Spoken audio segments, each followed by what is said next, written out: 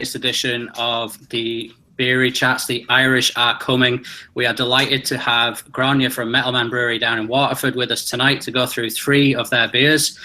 We also have Colin from Ireland Craft Beers and our favourite lanky Geordie, Miles from Newcastle. So I'm just going to throw you around to the panel to everyone introduce themselves and say hi. So we'll start with Colin, and maybe just tell us a little bit about yourself. Yeah, Colin is Ireland Craft Beers here. So for those that don't know, Ireland Craft Beers essentially exports basically to, well, right now we're solely exporting to England and Denmark and France, and we're in the process of looking at other markets at the moment, but we're working with Grainne and her team at the moment, and yeah, it's going very well. We've got St. Patrick's coming up, and that's going to be a big one for us. We've partnered up with a few good few pubs and in around London, and yeah, it's going to be a big one, and we're looking forward to it. Excellent. In true sense, the Irish are coming. I think, are Ireland playing England that weekend, or is that later on? They actually are, yeah, in London, I think. Yeah. Actually, no, I think it's in Dublin. So Grainne, just a little bit about yourself, and maybe I suppose introduce the first beer we'll be drinking tonight. Sure. Hi everyone. So my name is Grainne. I'm from Metalman Brewing down in Waterford City in the southeast of Ireland. We are a small brewery that's been going now for almost 6 years. And we employ about 8 people, I think, depending on what day of the week it is, and we've got a couple of part-timers. And I'm here in my living room on a Friday night about to drink some beer, which is awesome, with my husband Tim, who is one of our, who is the other co-founder of Metalman. So I do apologise in advance if they wander into shot and try humping each other. They shouldn't be doing it, and they don't have the necessary equipment, but it doesn't tend to stop them. So the first beer we are going to try out of a trio of our beers tonight is called Heatsink. Bit of a controversial choice to be starting off with a smoked chili porter, but a lot of the beers we have on tonight are all quite flavourful. So I think any way you go, they're not really. There's no real natural progression with them. So I'm going to crack open my can of Heatsink here. This is a 5% porter. We brew it with beech smoked malt from the Environment Maltings in Bamberg. Bamberg is pretty famous for its smoked beer, shapes and sizes. But I suppose I personally find some smoke is kind of a difficult one to maybe get right. I've made a horse's ass of pouring this. Can be a little bit tricky to get right. Sometimes it's too much. Too much is kind of a bit overpowering. Not enough, and you're just a bit disappointed that it's not smokier. So hopefully we've kind of hit a right balance on this. And we add a little bit of cayenne pepper to the end of the boil, just to add a little bit of heat to the back of the beer. So it's not chili flavor, it's just a little bit of spice on the finish. So you got kind of nice chocolate coffee flavors and aromas. And then you get that kick of smoke malt from the beech smoked malt, and then a nice warm finish. So enjoy. Lovely. And Miles. Evening, yeah. Miles Lamb, blogger. I blog on the Drinking Got Me Thinking. Yeah, big beer fan. So keen to get stuck in. Excellent. So this is Heatsink. There's going to be people outside with pitchforks because we started with a porter. But cheers. No. I do like to make people angry. We prefer controversy.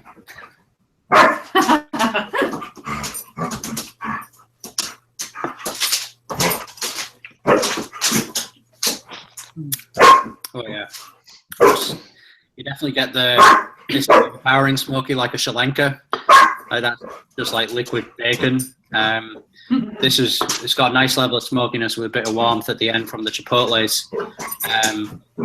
So just cayenne, sorry. In terms of the cans, you've obviously decided to go with cans. You were the first Irish craft brewery to do so. Are you married to the 330ml can, or have you looked at 440 or 500ml cans for maybe special edition beers or anything in the future, or even bottling some special edition beers? Well, I should probably say it took me 17 years to marry Tim, so marrying is not something that comes very easy to me. We chose the 330ml can when we started out because we were launching in a market where the 500ml can was very much associated with industrial beer.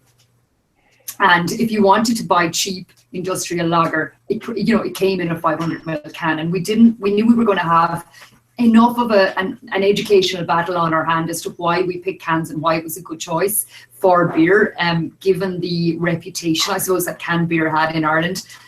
So we deliberately chose that 330 size because it would be different. It wouldn't be on the shelf with the 500 mils, and if it was, it would look different and and catch people's eye. And there was a little bit of a selfish reason as well. If I'm drinking beer from a can, I like the 330 mil size because it's just the right size, that the beer is not warm by the time you finish it. With a 500 mil, you've got that last few inches of beer left in the bottom of the can. It's going warm. It's not so nice, and it's gone kind of flat. So maybe I just don't drink my beer fast enough. That's another way of looking at it. But that's kind of why we went with that 330 mil size. The kind of line that we have is not one that you would reconfigure terribly easily with different sizes. And in fact, I'm not even sure we would be able to reconfigure the D-PAL even. I'm not sure, but it's not something we've looked at yet. We're still mastering our 330 mil size. But I think it's fun to have different options available. However, from a purely production point of view, different size packaging is a pain in the ass to manage from a stock point of view. Yeah. Because if you need to have the same beer in 30 litre keg, 50 litre keg, 330 ml can, 330 ml bottle, 500 ml can, 440 ml can, it turns into a bit of a stock nightmare. But that's just me being lazy, maybe. Well, you have to do what you can manage as well, because I suppose if you're doing about 10 different packaging formats, you'd end up going insane. Like, which one are we doing today? Yeah, you need a lot of space for that as well. Exactly, yeah. You'd be confusing customers as well. Cask. We regularly see Tully's in Waterford on Thursday, Friday evening. Usually have some sort of special Metalman cask. Are they the only ones that get your special casks, or do you have a select few places that you send them to? Well, those pitchfork wielders you were talking about earlier. They'll be coming for me when I talk about this as well. We've got those casks rigged up on a special CO2 feed, which means that they dispense under dispense gas rather than under air, which extends the shelf life of the cask itself. So we'll typically we'll cask up some fun beer and we'll throw some inappropriate ingredients in it. Sometimes chilies, you'll be surprised to hear. And we'll send it down to Tully's. But because it's such a particular dispense arrangement, it's kind of something that we can only really manage ourselves in a local bar, because we have to clean the line is a little bit particular, and the cask changeover is particular as well. So we don't let anybody else touch that except us. It's not like a rotating cask line. We do sometimes send casks up to the porterhouse in Dublin and places like that. And we have a sales rep on the road since the end of last year who is tenaciously looking at trying to get our casks into a few more places. But I suppose the challenge that we have is there's just not that many people really doing casks, because it's just that bit trickier to manage. Yeah, like Miles would have a lot of experience with casks from the northeast of England, and maybe the cellar management skills wouldn't necessarily be as prevalent over here as some of the best managed pubs in England. Like, Miles, have you seen any of Metalman's beers in your local bottle shops or anything? No, not seen them over here at all, to be honest. Colin, that's one for you. Yeah, we're on it. Cut us in, Gosforth. I'll give you the number. Please do, yeah. So, but yeah, go on. Yeah, I was just going to say, we do see an awful lot of cask over here, and it surprises me that there isn't such a big market in Ireland for cask. Is it an outlet thing, or is it just a historical thing with more from the brewery side? It's probably more of a logistics thing, more than anything.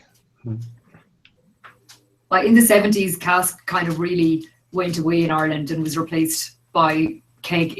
Most of the infrastructure was kind of replaced. There are very few, even a lot of pubs these days don't actually have cellars, they just have cold rooms out the back. So because the infrastructure went away, the knowledge went away as well. And there's probably, you can nearly count on one hand maybe the amount of people who know how to handle cask properly in a pub, and it just makes it that bit more challenging. Then there's a bit of a fear about it, in that if I buy a keg of this beer, a cask of this beer, I need to serve it in like 2 days.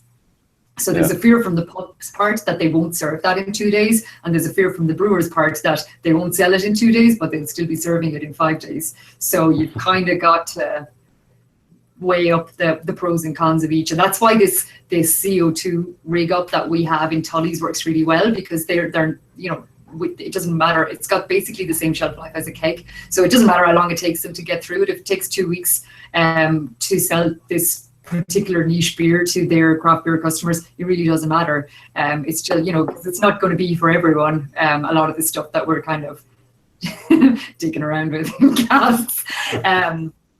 So it makes it fun, but it would be nice to be able to do that a bit more, but it just requires a little bit more effort maybe, and it's very particular. So when you've got a really particular solution for a customer, it gets really expensive to manage if it gets out of hand.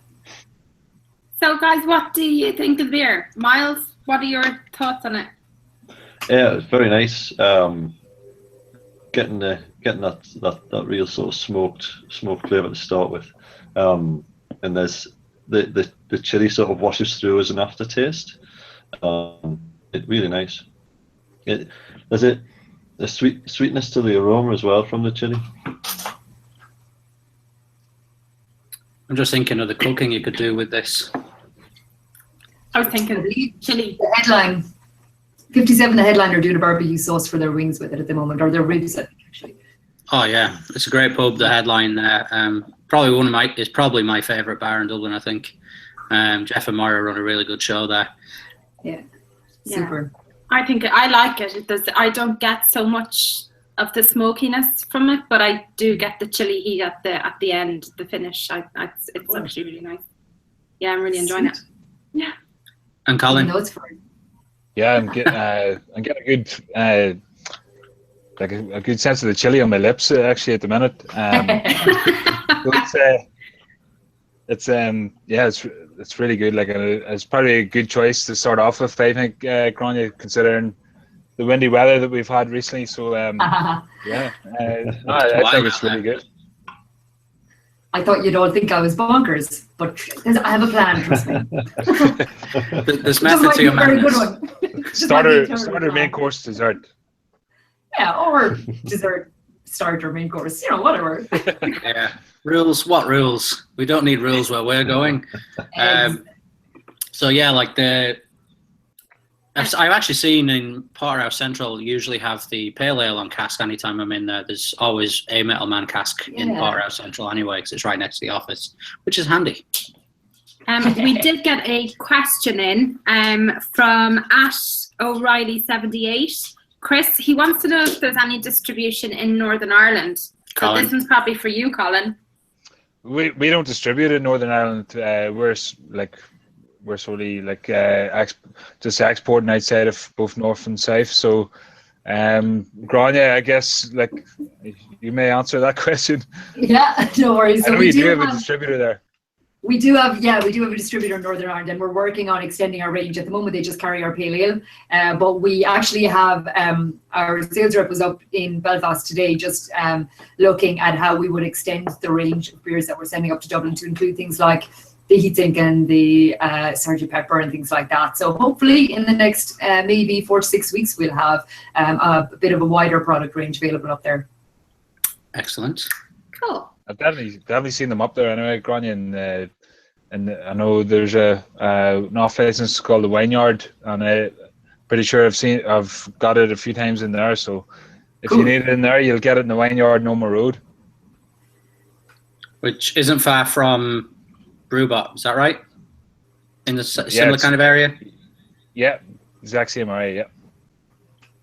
Coolaboola.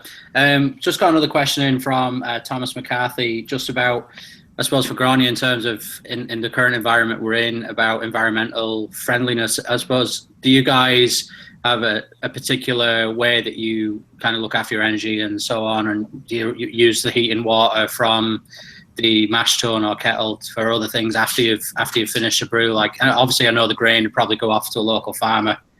Yeah. We're in an unfortunate building situation where we're tied into electricity through our landlord, so there's not a whole lot of power we've got there in terms of our energy supplier, but we do try and reuse our hot water for the obvious choice is cleaning, to try and ensure that we're reusing hot water as we've got it. We've got a fairly energy efficient steam boiler that we use for brewing, which is run on natural gas. So that's quite good as well. We unfortunately are in probably, if it was possible to get an X-BER rated building, that's probably what we're in.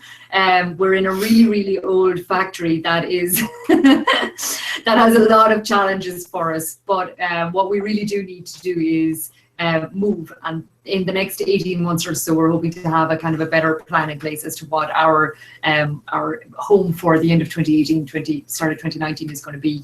And sustainability would be big on our list at that point, because you do kind of have to look after what it is you're doing.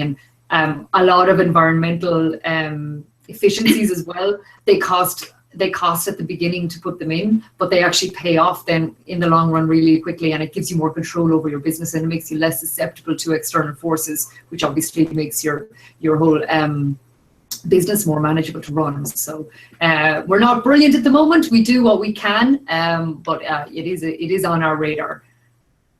I think there is a BERX. It's probably exempt, maybe. That's terrible. Probably. It probably is exempt for all the wrong reasons. That's just terrible. I'll give up now. I'll just give up. Yeah, I must say, like, I actually think, have you ever put the heatsink into cask? Yep, we have indeed. Not recently though.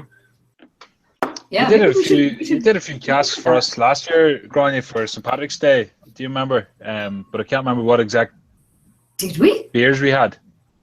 Really? Yeah. Yeah. It must have been that kind of weekend. Was it that Cask Fest down in London, Colin? Yeah, it was. Yeah, it was in the Borough Markets. Yeah. Is that why I'm looking at my steel cask fleet, going, where the hell are all my casks gone? No, that knew us. Few London-based people contact me to story. that. So Miles, is there anything you kind of want to know? Because obviously we know Grainne and Tim pretty well over getting to know them over the years. But from your point of view, is anything that you've kind of got locked away there that you want to ask? Well, one of the main things, obviously, the sent over, or none of them are very standard. Do you operate a core range, and then are these normal for you, or are these sort of occasional experimental beers, or is this just the way you operate? No, it's kind of just the way we operate, I suppose. I'm a bit flighty, so I do like to make new beer a lot, and I do like to put things in it that people feel are inappropriate. Heatsink is actually one of our core beers.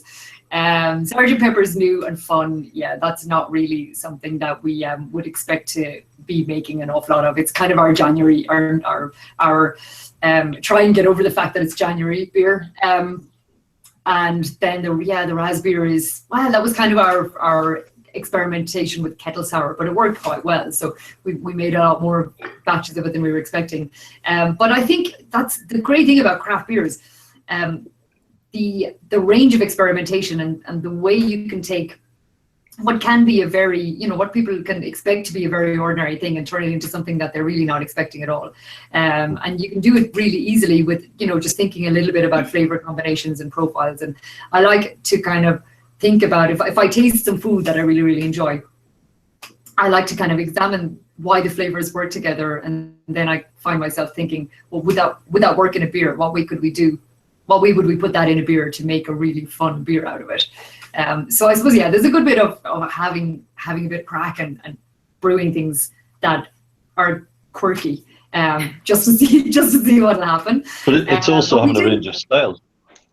Yeah, but what we do find when we because we brew, like we do have our American style pale, which is the beer we launched with, which is still the beer that we make the most of. And we have an amber IPA, and we've got a wheat lager that we brew with orange, lemon, and coriander. That's one of our cores as well. And what we find when we go to a festival is that if we've got a range of maybe 6 or 7 of our beers on our bar, there's almost guaranteed to be a beer there that everyone will really, really like. Because there's also diverse and also different, that there's going to be a flavor profile there that really appeals to someone, even if they're not really much of a beer drinker, or if they're just there because their mates dragged them along and they figured they'd go along and they're saying, have you got any white wine? And you're kind of looking at them and you want to give them a smack, but you know, you're at a beer festival. But you know, then you know, we don't have any white wine, but you know, try Equinox, see how you like that. Yeah, no, not for you, too wheaty, that's grand. Here, try the raspberry. Oh, yeah, perfect. And this, you know, so it's almost, I get a bit of a kick out of finding that beer for that person who comes up to you and thinks that they're not going to like anything that you have, and then to send them away to their friends going, you have to go over and try that beer, it's amazing. So there's a bit of that as well. And I suppose, how's the support of the local area? As you said, you're going 6 years now, so you're probably part of the second wave of independent breweries in this country, and in a way blazed a lot of trails for a lot of people to follow you. But I suppose local support I've always viewed it as probably one of the most important things for a small brewery, in terms of, like, I know it's great to look at Dublin and Galway and other places, but how important is local support for Metalman? Massive, absolutely massive, and it has changed an awful lot in the last few years. When we started up initially, and I was making my merry way around the pubs in Waterford that I felt would be good pubs for us to sell our beer in. We were draft only at the time, so it was only bars we were looking at, because all we had was keg. And I would go into these places and say, you know, we're setting up a local brewery. We've got this beer, it's an American style pale ale. No, I can't give you any samples because it's on keg and I don't have any bottles. But I think you should put a tap in. And, you know, they were kind of looking at me going, who is this joker? And I absolutely don't blame them. But the reaction almost everywhere was, yeah, you know, actually, the tourists would like a local beer. Right, tourists are always asking us for a local beer. We'll put in a tap. We'll put in a tap for the tourists. And the expectation was that tourists would drink this local beer, but locals wouldn't drink it. You know, that would just be outrageous. That would be preposterous. And that was for the first maybe 18 months. You know, it was a beer for tourists. And then we started gaining a little bit of traction, and people started drinking. You know, we did a bit of marketing, and there was a bit of hype, but you know, and then people started really getting behind us. And now we have brilliant support in Waterford, and it's a real locals beer. It's not a tourist beer. We do see a lot of an uptick in our sales in the summer, because when tourists come and they want a local beer, there we are. But it's an uptick. It's not our business. Whereas initially in Waterford, our business was only tourism and we had nothing in the winter. So it's been brilliant, and we're part of the city, and we love being part of the city. And when we do relocate, what we want to do is get ourselves into the city centre and have our brewery in the middle of the town, have our visitor area, you know, have a Metalman bar, and just kind of extend that feeling of the city even more through our brand. That'd be pretty cool. Yeah, Excellent. Yeah, that would be cool. How's the craft beer bill coming along then on your end? Yeah, like it's like anything governmental, it takes forever unless you have Donald Trump in charge, it seems. But Careful what you wish for.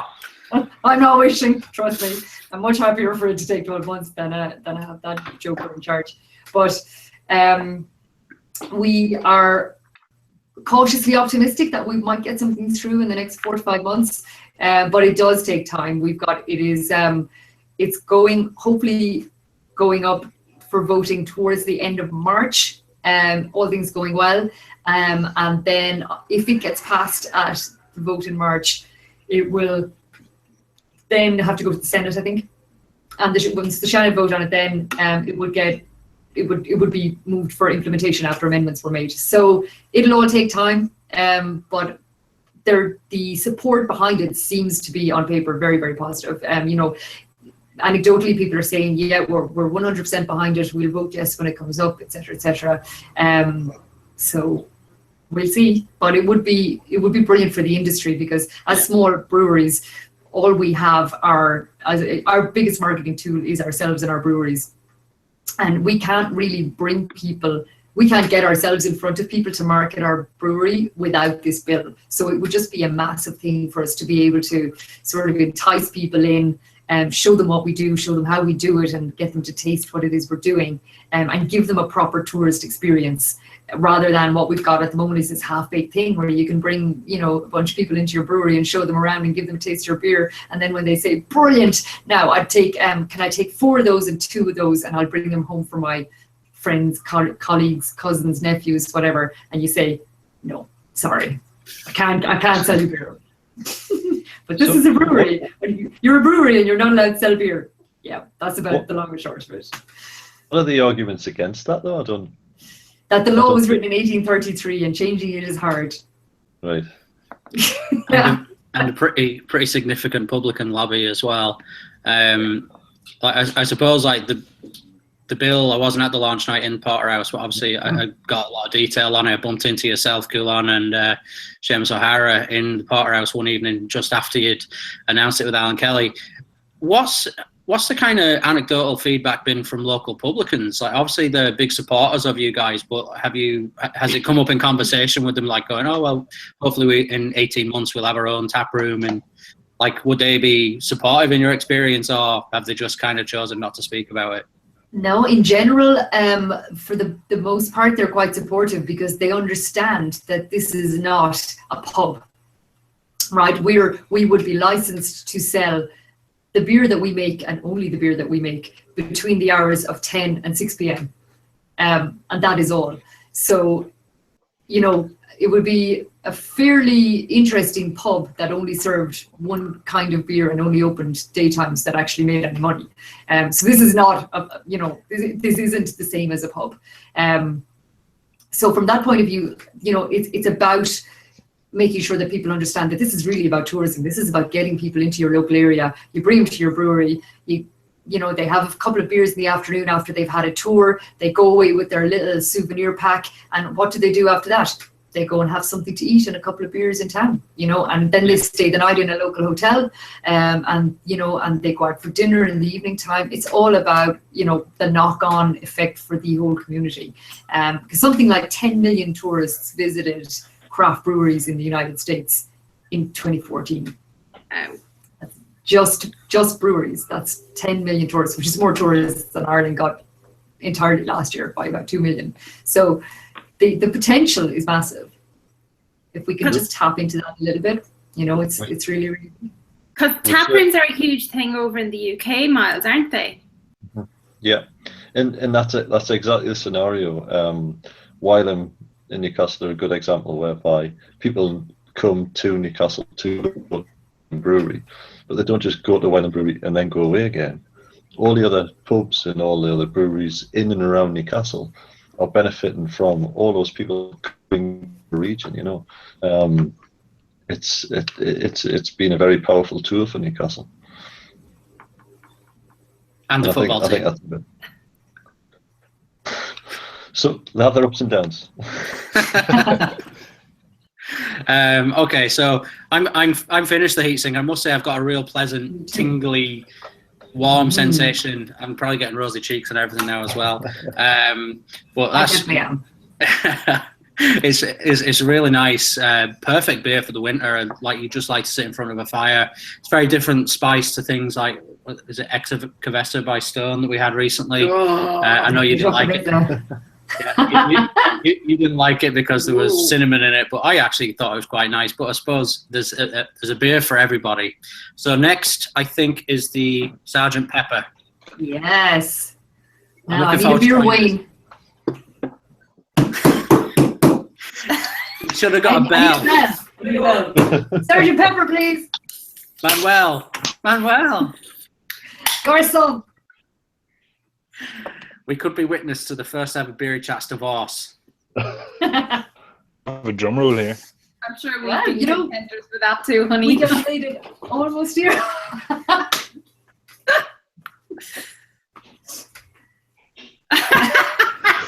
Brilliant. Fair play to him. You're lucky you have something on underneath it, lads. What has been mentally seen cannot be unseen, Tim. Thanks for that. Why don't I get my beer served like that? There you go. Because you know where the Janice, you want to have fridge is. words? You know where the fridge is. Did you rush into that getting married? You see, you should have made him wait for 17 years. Well, 7. Was it 7 years? Yeah. Rushing into it, if you ask me. I suppose, yeah. Wow. So Sergeant this Pepper. is our Sergeant Pepper. So this is a saison that I dreamed up. Probably towards the end of last year. So I really love white pepper, and you kind of don't really see it anymore. Black pepper has taken over an awful lot in Ireland. We always had white pepper on the dinner table when I was growing up, and it's almost hard to buy these days. Yeah. It's black pepper everywhere. We're the same. But it works so well with some of the real traditional kind of wintry flavors that we have. For what's it, herbs that grow in the British Isles, and sage is one of those ones that it reminds me of Christmas stuffing. So I thought maybe coming up for winter, it's a nice wintry flavor that the combination of sage and white pepper together in a lovely spicy saison would work quite well. So I took a gamble, and this is the result. Cheers. So Cheers. you get a lot of white pepper on the nose, which we put in both in the kettle and in the conditioner. And then you just kind of get that nice herbal freshness from the sage, but the spiciness of the saison yeast as well kind of just brings up the rear a little bit and kind of brings it all together. It's definitely a pepper taste at the end anyway. Ooh, I like that. And that's actually something, because you're not a saison fan. No, I like that a lot. Janice is anti-saison. I was so nervous about this, and I only poured a little bit, and I was like, I'm not going to like this now. I'm going to tell her. But then I smelled it, and I was like, oh yeah, I'm in for a treat here. It's lovely. There's a lovely It worked out quite well. a lovely aroma there. It's a very savoury beer. It's light, Yeah. very light. It's crystal clear as well. And it's actually savoury is interesting as well, because there's so many of the big IPAs now, Miles. I don't know if you've kind of experienced it yourself, but there's certain hop strains now that you kind of get a real savoury note on them. Like, I know one of the two of the, I can't remember, was it one of the Cloudwater double IPAs I had recently? And I thought, yeah, it's really nice, but there's a savoury edge to it. I think it appealed to me because I'm like a lump of cheese person as opposed to a lump of chocolate. So it kind of appeals to me, and that savoury palate. But I must admit, I didn't know what to expect, sage and white pepper, because we've always been white pepper in this house as well. Even though we have black pepper also, I've always been the little white Saxa. Is it the little white white one? It's like from when you used to be a kid and Mum used to make you the egg in a cup, and it'd be loads of that pepper in it with the butter and salt. And it'd be the big tub of pepper in the press that said like 5 pence and a shilling and 5 pence on it or something like that. We had one of those seemingly never-ending tubs of pepper at home. Yeah, they just kept refilling it without you noticing. So you've used a Belgian saison yeast for this as well? Yeah. That's really nice. I would drink a lot of that. Colin, what do you think? Cool.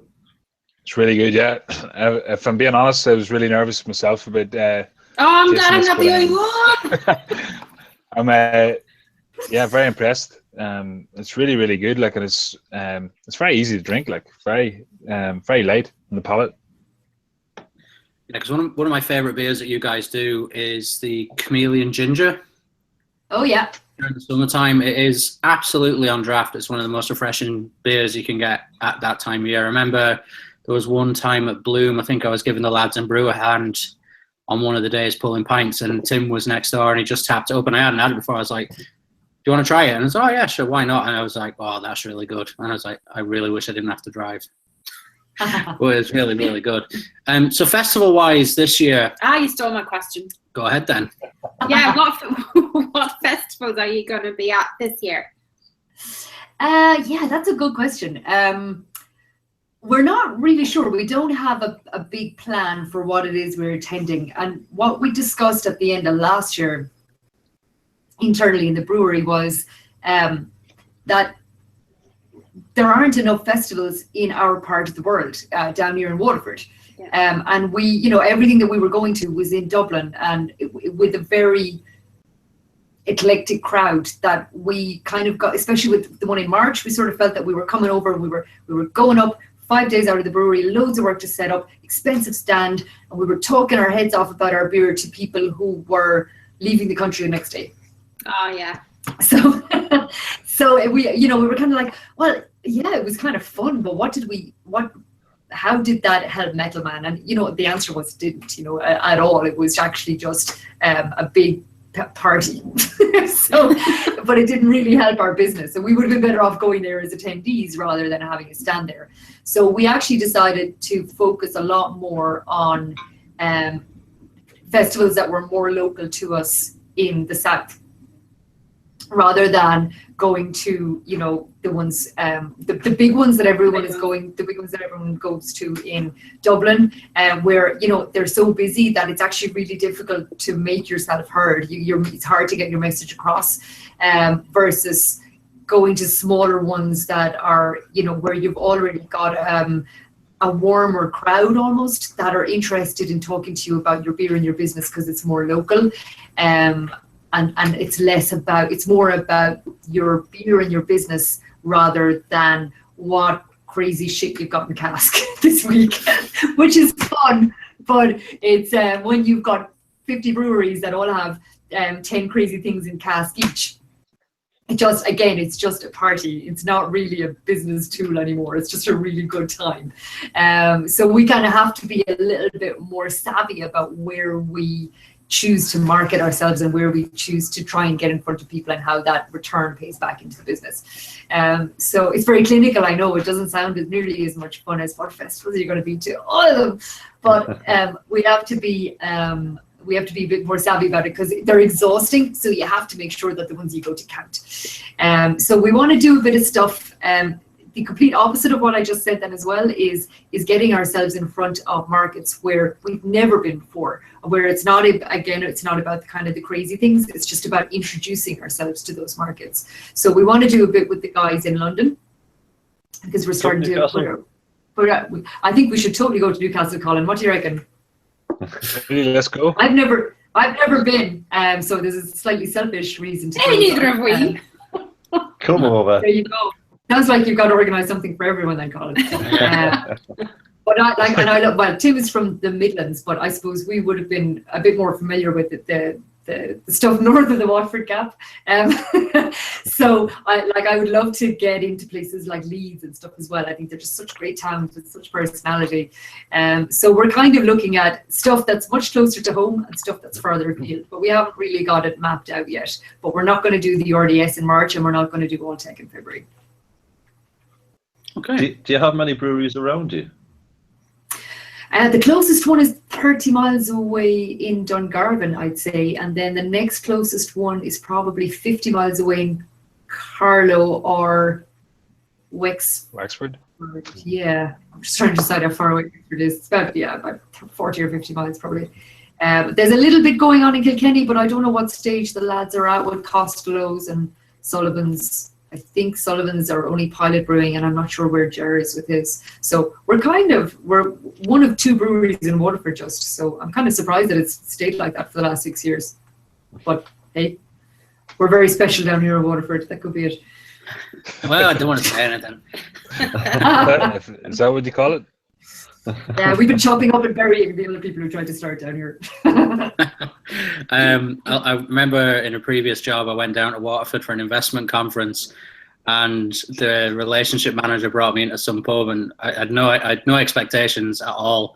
But he said, "Oh, I'll order some food," and next thing, crew beans on the table. I'm like, "Oh yeah, what the hell are they?"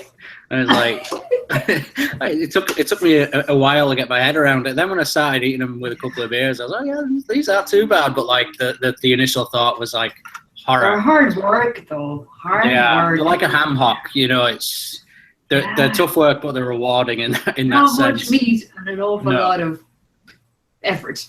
Yeah. At least you had beer. Well, that's true. Yeah. Blagger. What was how did that come about as an idea?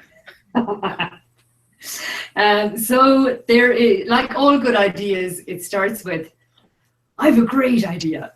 Why don't we? But for once, it wasn't me saying that. It was somebody else with a madcap plan. There's a bakery about maybe 400 meters from our brewery, and they make, they're one of the few bakeries left in Waterford that makes the traditional Waterford blah. And for those of us in the conversation who are not familiar with what a blah is, it's a bread roll that is so specific to the Waterford area that it's got its own geographically protected status. So it's got PGI status from the EU to say that only Waterford bakeries can make blahs. And it's a really good, there are some people who say it's like a bap, and we give them filthy looks and pretend that they didn't say it. But for the most part, it's true. It's a floury bread roll that is made with no flour improvers or anything like that. It is just water, flour, yeast, and a bit of salt. And they are stale by lunchtime, but they are so delicious, and they are really, really good. If as long as you don't have celiac disease or anything, everyone should have a blah every day. But it's a real Waterford thing. You know, we all brought blahs to school for lunch when we were growing up, and a traditional red lead blah would be a blah with a very local type of luncheon sausage in it that's bright pink, and possibly a little bit toxic, which is why it's called red lead. Or a tato blah, another delicacy of the area. A good slice of butter on each side of the blah and stuff it with a bag of potatoes out of foil. Delicious. So our local baker Dermot, he knocked on my door one day with an empty bottle of beer and said, I was in Belgium and I brought you this. And I looked at him and I said, you were in Belgium and you brought me home an empty bottle of beer. Thank you very much. What a delightful present. And he said, no, it was made with bread. It was made with bread. And I saw a program on TV where Jamie Oliver was looking at a brewery where they made beer with bread. And he's like, we have blahs. Why don't we make a beer with blahs? So I said, you could be onto something there. And we decided we would have a look into it and see what we could do. And it's the only beer it's the only beer that I've ever piloted in the brewery. Everything else I just make full size on our main production kit. But this one I was like, okay, I think we should test this one out just in case. So we got some blahs and we did like just a 20-liter homebrew type brew on it with our standard house ale yeast. And it was like, yeah, we got extract from the blahs. I'm not really sure how we scale it up. I don't really know what horrendous issues we'd be letting ourselves in for in the mash tun if we scale this up to 2,400 litres. But, we'll give it a go anyway. We just need to decide what kind of style of beer to brew. And I was telling my graphic designer about it then the next time I was speaking to him. I said, I'm going to make a beer with blahs from Dermot. And he's like, that's brilliant. It's such a great idea. It's like, what's it going to be? I said, I don't know yet. I'm going to have to figure it out. And he rang me almost in a panic on a Sunday morning going, that beer with blahs? I said, yeah. He said, I know what you should call it. And I was like, Dave, it's like 9:30 on a Sunday morning. Why are you calling me? I know what you should call it, the beer with the blahs. Lager. And I was like, okay, well, that solves the recipe and all the other decisions we would have made. It has to be a lager and it has to be called Blagger. It is the only thing we can do. So kind of after that, it almost brewed itself. We just came up with a pretty straightforward lager recipe. Threw 60 kilos of blah breadcrumbs into the mash tun, said a few prayers, and expected to be still trying to sparge 8 or 9 hours later, but it actually went really, really smoothly. And the reception was brilliant. Just, kind of quirky, a little bit irreverent, bit of fun, and it's been our fastest selling seasonal ever. Well, we were happy to include it in the Beer Club box as well. So that went out in January to all our Beer Club members. Very good. Yeah, I see Miles is finished. Mine's nearly gone too. Mine's like his mouthful left. I'm being slow on this one. Yeah, sacked Colin. Service. I need a Grainne, chicken. I have a question from Donald for you. Yeah. Oh. Is it about tea cakes? Not yet, no. One more. Donald wants to know if you were to do a collaboration with any brewery in the world, who would it be and why? Oh my God.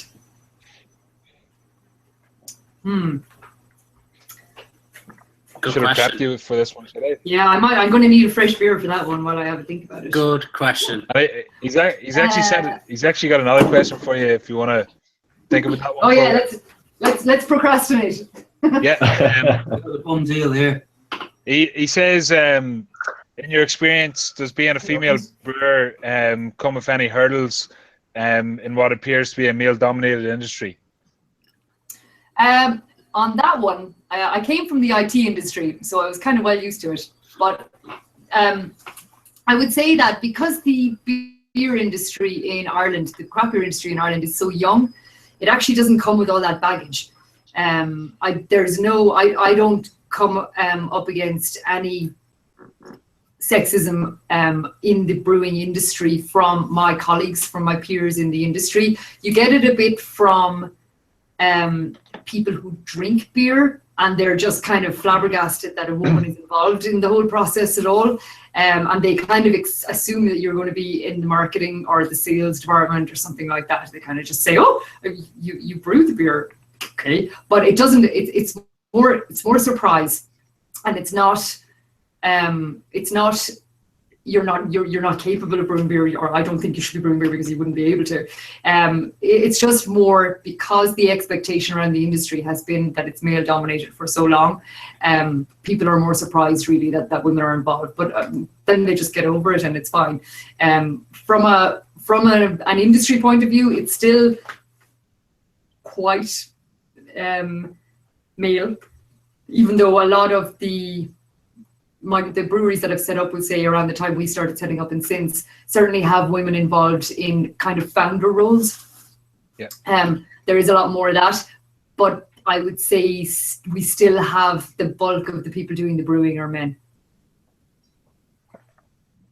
That's a great question. Everyone has great to answer.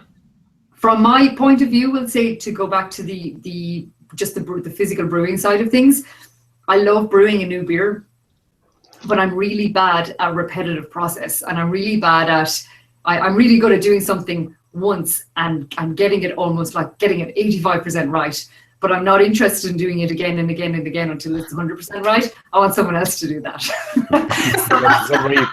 Is that why you quit IT?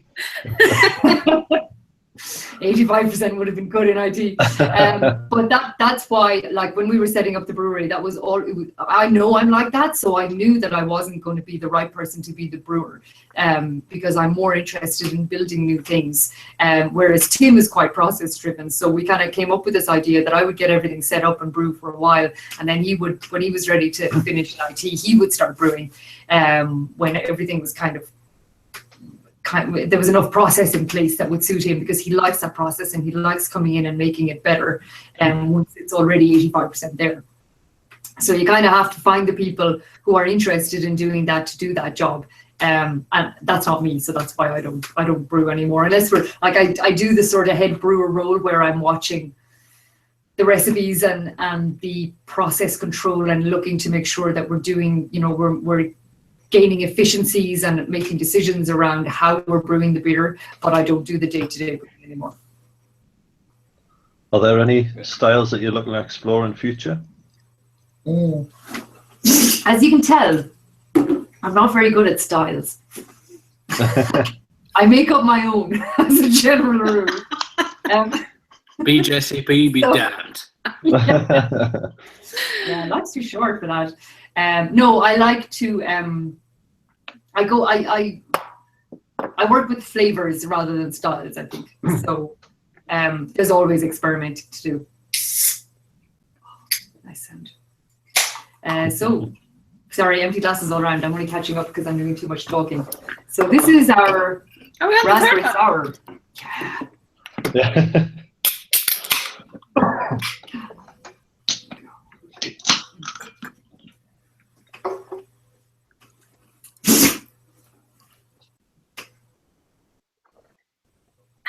come up with the name Metalman? So about 7 or 8 miles outside Waterford City, there is a beach town called Tramore. And it has a very rocky coastline, and there have been a lot of shipwrecks there over the last probably 1,000 years or so. There's all sorts of rumors of Spanish Armada gold bullion being shipwrecked off the coast of Tramore. But because of the shape of the coastline, it was often mistaken for Waterford Harbour, which is why there were so many of those shipwrecks. People would get confused. So in the 1800s, the insurance company Lloyd's put up a navigational aid on the coast, and it's got 3 pillars on one cliff and 2 pillars on the other side of the harbour to help people identify where they are. And on the side with 3 pillars, there's a figure of a man on the central one, and he's locally called the Metalman. And we just kind of thought that was a nice local tie. It's a kind of a fun name. It's easy to say. It doesn't really matter what language you speak. You should be able to say it. And it's got a nice local story. Cool. And it fits with the cans very well. The cans came later. And when we did start looking at cans, people were like, oh, Metal Man in a metal can. That's brilliant. Great idea. We're like, yeah, we totally do that. Yeah, it's totally intentional. Why we were going to do it all along. Would you ever consider bottling the beers? I don't think so, Janice, because like a can, I really do believe that a can is a brilliant package for beer. And I don't know what a bottle would give us, with the exception of access to establishments that think that beer should not be in cans. And you know what? You just got to get over that. Instead of us changing to say, well, okay, if society thinks that our beer should be in bottles, then we'll put it in bottles. But it's kind of like saying, you're right, bottles are better than cans, so we'll put it in bottles as well. And I don't think that's the case. I really do think that aluminium is better. It's more environmentally friendly. It's easier to ship. It's so much easier to recycle. I'm really lazy, so I don't have to go to the bottle bank, and I like that. And it fits in the handbag if you're having a bus beer. And yeah, it's great for train beer. Yeah. Outdoor drinking, especially these ones that we label, these limited edition ones. You can peel off the labels. You're not breaking the law. It's brilliant. Plus, you really stood out when everyone else was doing 500ml bottles. You guys came along with a can, so I think you were ahead of the curve, I think. Yeah, we did. Trying to be a little bit out there. I do. I've always really liked the Art Deco kind of style of your logo and the design, and it just fits really well. You've got a very good graphic designer work for you, and it's obviously good at picking beer names as well. Yeah, we're on Sunday morning. Yeah, just turn your phone off Saturday night. That won't be a problem anymore. So this is a raspberry kettle sour. Yep, with the worst head retention you've seen in the world ever. Well, head retention is not what it's all about anyway. It's really hard with sours. Really hard to get good head retention. So how do you get a kettle sour sour? Do you want me to bore you with the science, or will I give you the 50,000 foot view? Explain it to me like I'm a 5-year-old. Okay, 50,000 feet it is. So if you want to make a beer sour, you're basically using the same things that we use to make yogurt sour. But when we make a sour in a brewery, we don't want to make everything sour. We only want to make one beer sour. So you have to be careful about how you do it. And the safest way to do it is to introduce that bacteria into the wort while it's still in the kettle. Because that means then you can turn the kettle on when it's finished turning the beer sour and kill all those bacteria so that they can't force your brewery into a rapid change of direction whereby all you produce is sour beer. On purpose, of course. Yeah. So what we did for this beer was we grew up a lactobacillus culture in the lab, which is the same bacteria that we use for different yogurts and things like that. There's a whole load of different kinds of strains. So we grew some up. We brewed like normal, so we mash in and transfer into the kettle, and then we boil the wort briefly to sterilize it. But then we cool it down and lower the pH so that so that the bacteria that we're going to introduce are in a good environment for turning the beer sour. So in the bacteria go, we leave it probably takes about 36 hours ish, maybe even actually about 24 hours for these strains. And then we come in the next day, so we leave it overnight effectively. We come in the next day, turn the kettle back on, boil up the wort, kill all the bacteria, and then you just proceed like a normal brew day. It is a little bit different when you're boiling up the wort. You see a very different behavior than you do with a normal brew, because you get all these teeny tiny bubbles on the surface of the wort when you're boiling it up that you don't normally get, and you're kind of looking at it going, it looks like it's fizzy when it's like 100 degrees.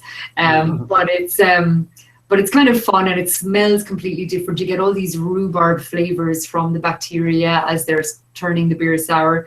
But it's a completely safe way to do it. You're not, as long as you're careful, you're not at risk of contaminating anything else in the brewery. So you just transfer it into your fermenter when you're finished, fermented like any other beer. And and you end up with something like eventually this. So what we did with this beer was we did that. And then we had a base sour beer, and we diverted some of that into barrels, and then we took the rest of it and we put it into a conditioner with loads of with frozen raspberries and chilies, and just allowed it to mature for about, I think it was about 10 days, to allow it to extract really the color, the nice kind of blush color you see in the beer from the raspberries, and the chilies as well, to give it a nice little subtle kick on the finish. And that's what gives us raspberry. So a good dash of carbonation then at the end to lift those flavors out, and you've got something that's kind of almost cider-like, really zingy, nice raspberry aromatics. Although some people tell me they can't smell it at all, so I can't really trust myself to be the one who smells things in the brewery anymore, because my sense of smell is quite sensitive now. So I'm like, wow, there's such a smell of X off this, and everyone else is like, I can't get that at all. What are you talking about? So I do need to widen my sensory circle a bit more. Yeah, it's quite refreshing. I've always found kettle sours quite refreshing. Miles, what do you think yourself? Very nice. Incredibly natural raspberry flavors in it. It there's a slight edge to sort of pure raspberry juice. It's very, very nice drinkable beer. Nice subtle edge to the sourness. I don't think it's too sour or it's certainly not sweet. I think it just complements that very natural raspberry flavor really, really well. Yeah, thank you. When you're bundling up 18 kilos of raspberries into muslin, you do sit there going, concentrate would be so much easier, but it's just not the same. You just don't get the same sort of flavor from it. Have you ever made a beer that hasn't actually gone to market that you thought would work out really, really well, but was awful? We made a beer. We made a really nice, to start with, ginger and cardamom saison a couple of years ago with the Dublin Ladies Brewing Society, maybe. But whatever way we were using an open fermenter at the time, and something we did, we picked up an infection in it. So it was tasting brilliant during the fermentation, but then as it matured and just as we were getting ready for transfer, we realized that there was a slight infection in it. So we kind of let it sit for an extra day or two just to confirm. And yeah, there was some sort of acetic note in it. One that was a sour beer, but not sour on purpose. So we didn't put that out. We destroyed that one, and we didn't actually brew it again, but it is something I would like to revisit because it was very promising in the early days. But I think that's probably the only one. Oh, okay. Yeah, quality is obviously very important. It takes a lot of courage, I suppose, to actually put a brew down the drain if it's not meeting the standards. Oh yeah. Oh well, we put a beer that we put other beer down not down the drain because that's not allowed. But we have destroyed other beers that we put out. Like we've had infections. We had a couple of issues with one particular tank at different stages where the glycol jacket ruptured. So we had contamination in the beer from glycol. So that obviously needs to go. And then we've had the odd batch that we just weren't happy with. There wasn't any, there was just, maybe, I think we had a batch of Equinox after we moved on to our new brew house, and we weren't happy with the DMS profile on it, so we decided we'd ditch it. So you have to be kind of careful, and most of this stuff you'll catch if particularly if you've picked up a bacterial infection, you'll catch it before it leaves the brewery, or ideally you should. Interestingly though, I was doing some sensory on some of our beers there recently, and I had 2 separate beers canned on our canning line in the same week. They were packaged about 12 months ago, I'd say, maybe 12 to 14 months ago. And these 2 on the week that they were packaged, and the beers either side were fine, but these 2 different styles of beer had exactly the same wild yeast infection in them. So there's this huge Brett hit off them that we didn't pick up until we started, and it didn't come apparent in the beer until about maybe 10 months in, maybe. And then this sort of kind of Brettanomyces note starts coming up, and it's like, wow, and it's just this week, and it's just these 2 beers, and everything, the ones either side are fine. So it's sort of funny sometimes what you pick up and you don't even see where it's coming from. Yeah, the mysteries. You guys took some wine or oak barrels recently. Have you anything special planned for those? But they're all full. So now we're just figuring out how we get the beer, I suppose, on the shelf. We've got 8 in total. We've got 4 red, 4 white. We've got sours in some, saison in some, and heatsink in some. So we're just letting them do their thing, and then we'll blend them back into base beers and get them out probably for the summer. Lovely. Can I just say that I'm getting the chili on this, but it appears about 3 or 4 minutes after you drink it. Yeah, there you go. just thought I got rid of the chili from the first beer. It all came back to me. Yeah. And that's why I separated them. And that's why I went with the porter first. I didn't want to start with the sour, but I didn't want the 2 chili beers next to each other precisely because of that, because you wouldn't be able to tell which chili was coming from which. And they are different kinds of chili. The raspberry has more chili flavor. The heatsink really just has heat. So they're kind of different in that respect. So you get more tingling on your, I think you get a little bit more tingling on your tongue sort of from the raspberry, and then the heatsink is kind of on your lips and in your throat. Absolutely. Or that's what I think anyway. Excellent. Well, I think it's about time we should wrap it up. You still have packing to do for your holidays, Grainne, so we won't keep you too much longer. I'm going till Monday, but don't tell anyone. But I just want to say thanks very much for joining us on this episode of Beer Chats. Obviously, thanks very much for sending us the samples of the beer to try and enjoy. And obviously, Colin will be working very hardly now to get more stockists of Metalman in the UK, particularly up near Miles there. Yes. I booked my flights to Newcastle, Colin. Yeah. Go Metalman ahead. tap takeover. We'll take it from there, Grainne. Hey! Marvelous. Sounds brilliant. So thanks very much, everyone, for joining us tonight. It's been a really fun hour. It's flown by. Some great questions, Grainne. Thank you so much for your honesty and the banter and crack as well. And you can join us on a future episode of Beer Chats in the very near future. Thanks to Colin and Miles also for joining us. And look out for the Raspbier and the Sgt. Pepper and Heatsink and all the Metalman cans in your local off-license in Ireland. And obviously, whatever retailers Ireland Craft Beers have, and they have them listed on their website. Thanks very much, guys. I just remembered that I didn't answer Donald's question about the collaboration. I was just about to bring it up. Go away.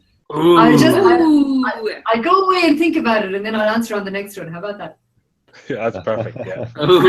You can tweet it. Tweet Just it. do a tweet, yeah. Thanks very much. Cheers, guys. Good night.